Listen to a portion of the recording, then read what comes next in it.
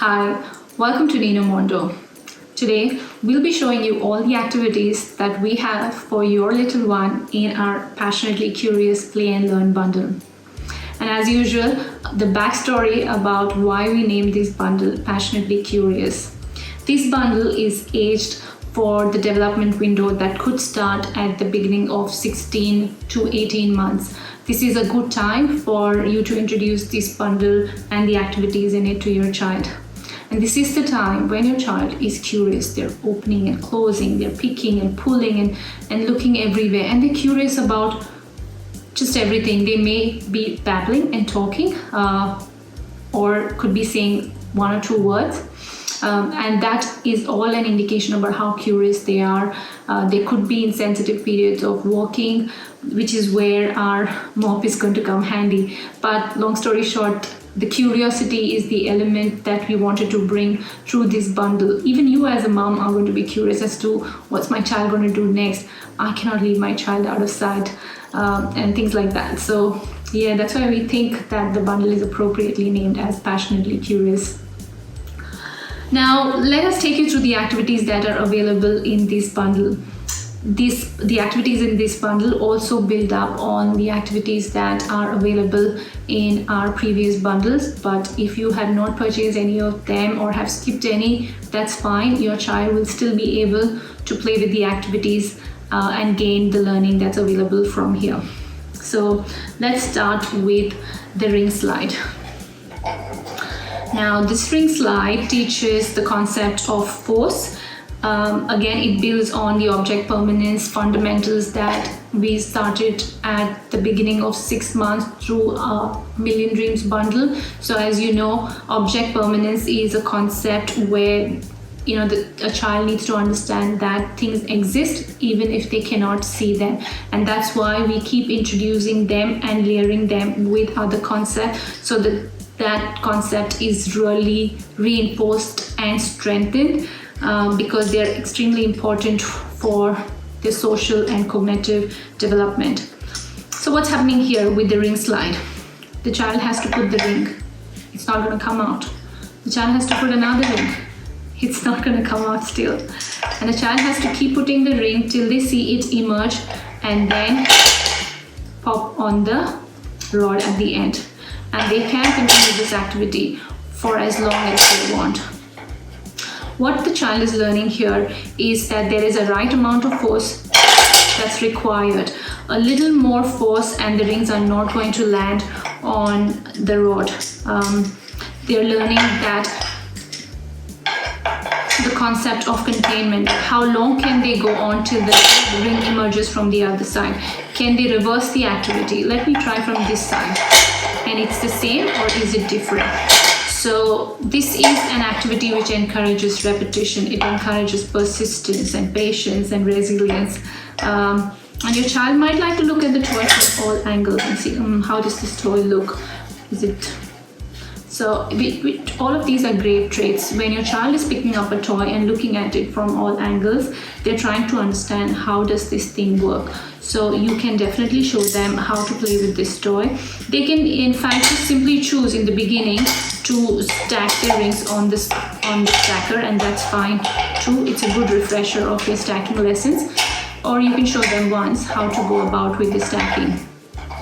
And you can, it's a good activity to help them with their speech where they go red circle, purple circle, yellow circle, blue circle. So it's a very interesting activity and moving on is the rainbow. Again, a child favorite. This also has a lot of primary, second and tertiary purposes. This builds on the stacking activities that we have in our previous bundle. So we start with the simple stacker and the complex stacker and the horizontal dowel. This is completely free. So there is no wooden rod to guide. So the child really has to figure out the pattern, the balance, and the element of big to small here and the progression order. Of course, it can be used for free play where a child can build arches and bridges and then use the skittles to do some imaginative play. But it's mostly about stacking You can also use this for color matching activities like yellow skittle to yellow arch, blue skittle to blue arch, purple skittle to purple arch. And children love this activity. So you can start the activity with matching before you move on to color match, and then you can allow the child to do free play. Again, introduce one activity at a time. So when you're doing the stacking, explain the stacking functions before you move to matching. Then we have this open-ended activity with the magnifying glass. When you're out and about with your child, we encourage that you pick pebbles and leaves and pine cones and the small things from the banksia tree, and put them in a basket and let your child see them up close. Children love tiny things, and when they see the veins on a leaf, they're mesmerized. They just love to see that, oh my god, this thing is actually becoming big, and this thing is just not visible with my naked eyes, but I can see clearly what's on the leaf. You can send them on a scavenger hunt where they can look at bugs and the blades of grass. So this is a very good open-ended activity. It's a Montessori classic activity where children just sit and have a quiet time and they look at things in a magnified view, and it's quite interesting for them to see a magnified view of the world around them. So and it's a good introduction to STEM as well. The next activity is the classic cylinder block. This looks like a progression puzzle, but it involves tenacity on the child, where they have to pull the cylinder out. So while it might look bigger and smaller, or the progression from big to small or small to big, it is an activity which is challenging for the child, because they have to apply their pincer grasp to pull this thing out, which is extremely important when they are developing the skills for writing, the way they hold the knob. In Montessori, they call it the knobbed puzzle. And to begin with, your child will start deconstructing it first, or you could have it deconstructed and encourage the child to construct it.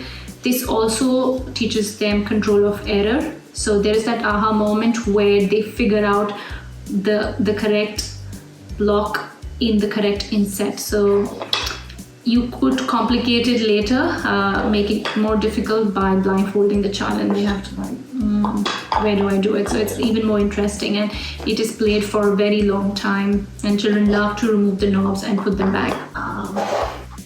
This is a beading activity, which there is logic, reasoning and problem solving, because the children have to learn to take their hand off before the ring slide down. So it is a concrete beading activity, so you can see the shapes, they can feel it, and they can see it in all their dimensions.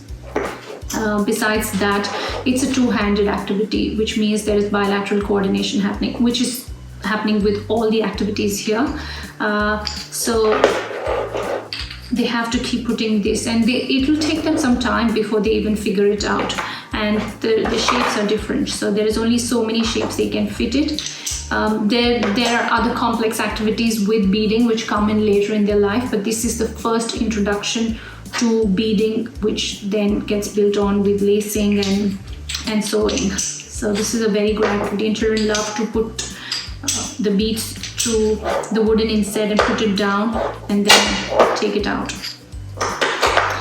The next in our practical life activities is mopping.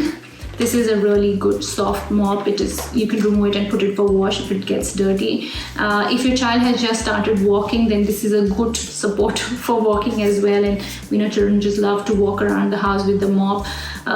Little children see adults doing all the household chores, and they love to do their bit. And this is a good way to involve your children in household activities by just putting few drops of water and asking them to mop it. While this looks like a simple activity, there is a lot of physical development that's happening. A child has to involve their whole body. They have to use their whole body. There is coordination happening, and the stereognostic sense is developed with the use of the mop, where they have to figure out which direction they have to go. This mop is actually foldable, it is adjustable, so it grows with the child as the child grows, so you don't really have to take a new mop if your child becomes taller, and it's actually at an appropriate height of a 1-year-old toddler who can just walk with the mop around the house. And like we said, if it gets dirty, you can wash it as well in the washing machine. So that's it for the Montessori activities in our Passionately Curious Play and Learn bundle. Thank you for watching.